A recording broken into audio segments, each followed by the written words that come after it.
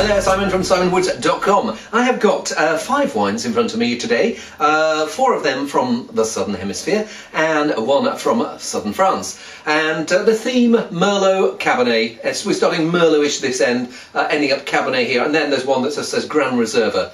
I could probably find out what's in it, and by the time I come to plonk the video on the site, I will know what's in it, and I'll put a little something there saying what it is. But in the meantime, I'm just assuming it's something like a Cabernet, Carmenere, Merlot blend because it says Gran Reserva and it's from Chile, but I may be completely wrong. Without further ado, let's dig in. We are in Chile to start with Errazuriz Estate Reserva Merlot. Whereabouts is this from? Aconcagua.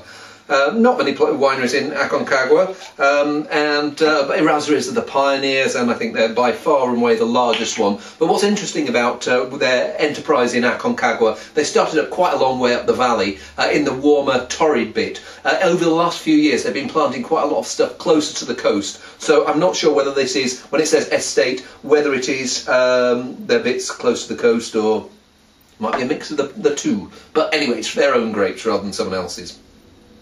It's got a bit of that, so the strawberry is one of the things that comes through, but for me it's like there's also darker berries, and it's those darker berries that have been slightly baked. It feels like some fruit here has got just that little bit too ripe and has gone into the raisiny, and so while that strawberry edge, I quite like it, that baked edge makes me think that someone has tried to over-ripen grapes, which and I should have picked them that little bit earlier. Let's see whether it comes to that when I taste it. Yeah, it's got berries, it's got a bit of chocolate, it's got that, the dark fruit, dark baked fruit. I wish that, I mean, for me, Merlot should always have this little bit of leafiness to keep it fresh. There it feels like they've almost tried to get rid of all that leafiness, and in the process have ended up with a slightly lackluster wine, just something that really could have used a little bit more life. Strange thing is about Chile's Merlot, Chilean wines labelled Merlot, once upon a time that freshness and leafiness would have come because a lot of what was labelled as Merlot was Carmenere, and that has sometimes a leafiness that lifts the wine. Now that they are separating the two, sometimes I think Merlot by itself almost will benefit from a little dollop of Carmenere. Hey, it's okay. Let's try the next one, Villa Maria. So we're in New Zealand, Merlot Cabernet from Hawke's Bay, 2009, private bin. And give it a whirl.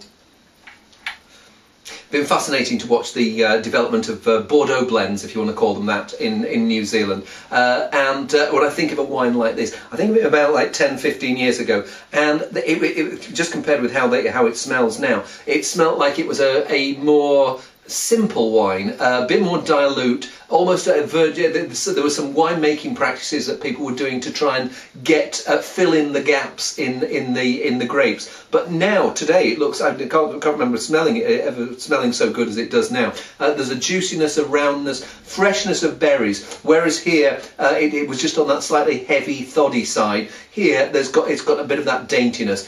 So a bit of crunchy dark fruit, blackberries, black currants. Smells good. And those fresh fruit flavours continue when you come to taste it. If I have something against it, there's also something in there that's verging on the medicinal, and leaves you with this ever so slightly chemical flavour in your mouth. But as I still think it's the best one of these I've tried for well, ever probably. I know they've got some pretty good reds higher up the range in the Villa range. But today, yeah, good, not fine. Let's see how we get on. We're back in France. Well, no, not back in France. We haven't been to France yet. But Domaine Paul Mas, their Cabernet Merlot, Pédoc. Vin de Nicole. I don't know who Nicole is. Papa, do you? Now, Jean-Claude Mas, who's the guy responsible for the I think he runs the Paul Mas winery. There are probably other people who work there apart from him, but he's the handsome, curly-headed face of the enterprise, and he's also one of those Frenchmen who gets out and actually listens to customers and works out what they want. Here, it's a nice compromise between something that would be appealing to a palate brought up on New World wines, and being French. So in terms of the user friendliness, there's juicy ripe fruit and there's a bit of toasty oak in there.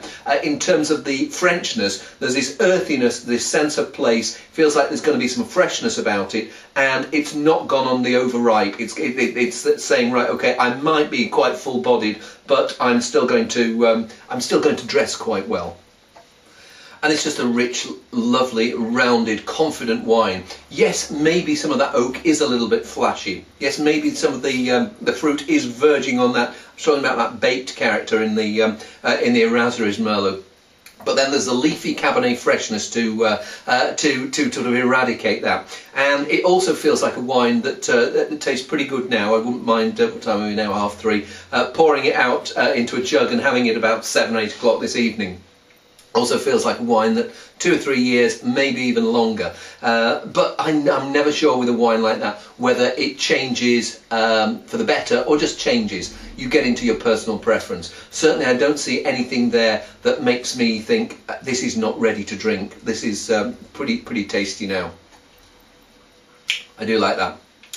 We're back in Errazuriz country now with their Max Reserva, named after the founder Don Maximiano Errazuriz.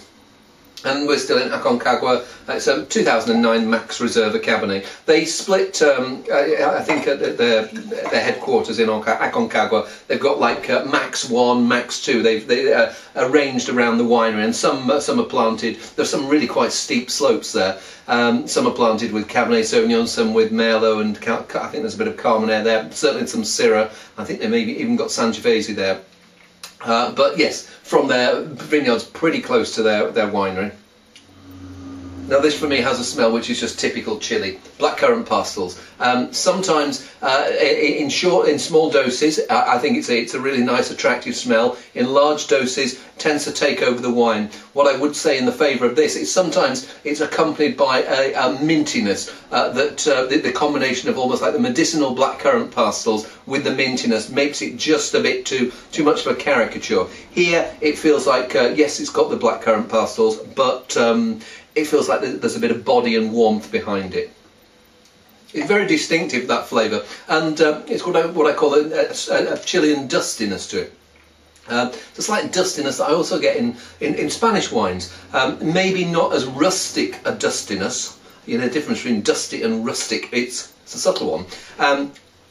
But here there is, beyond the blackcurrant pastils, there is this earthy undercurrent. There is what I call the life beyond fruit. So I thought I wasn't going to like it as much as I do. I think it also feels like a wine that, again, I was talking about this opening up in the next few hours. I think that this will become less obviously blackcurrant pastily and show some of its other faces in the next few hours.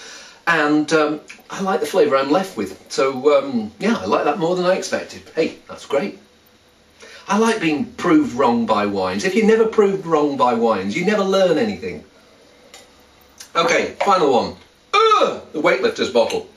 Quarter, Gran Reserva from Languedoc Valley, which is down, I think Languedoc is a sub-zone of Curicó. I know San Pedro are down in Languedoc. Gran Reserva, as I say, don't know the grape varieties, but I'm assuming Bordeaux-based blend with maybe a dollop of Carmenere, which is a Bordeaux variety, so we could call it a Bordeaux blend. Anyway, it's a show-off bottle. I mean, sorry guys, but I mean, we're not impressed by bottles like that. I don't. Maybe some marketing manager is, but I'm not.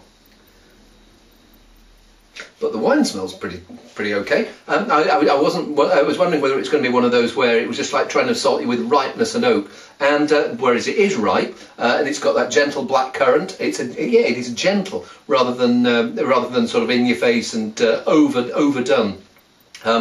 It feels like there's this juicy core of fruit, but there'll be an edge of freshness, and certainly I don't notice any over-the-top oak smokiness or toastiness. The oak is there, but it's adding a framework. It feels like quite classy oak, not some of those oak that's been over toasted in order to make show-off wines. Very rich, but it has this freshness to it. If I have a slight problem with it, the flavour I'm left with is ever so slightly what I call skinny. It feels like maybe some of the grapes, maybe one of the varieties in there, maybe it could be some of the Cabernet, had been left on the vine just that little bit too long. The grapes had started to shrivel, and when you start pressing them, you ended up with this slightly baked, almost not quite raisiny flavour, but yeah, the baked dried fruit character.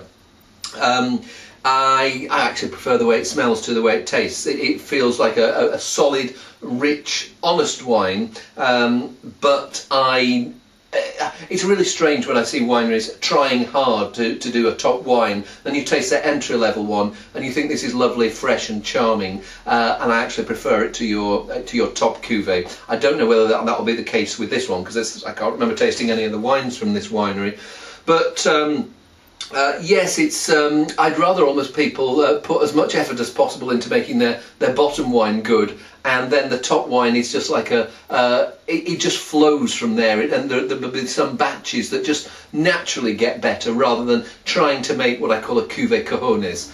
Here it's good, it's rich, it's honest. But I don't know, I've got to an age in life where I actually prefer a little delicacy in my wines, and maybe that doesn't have it. Hey, but I do.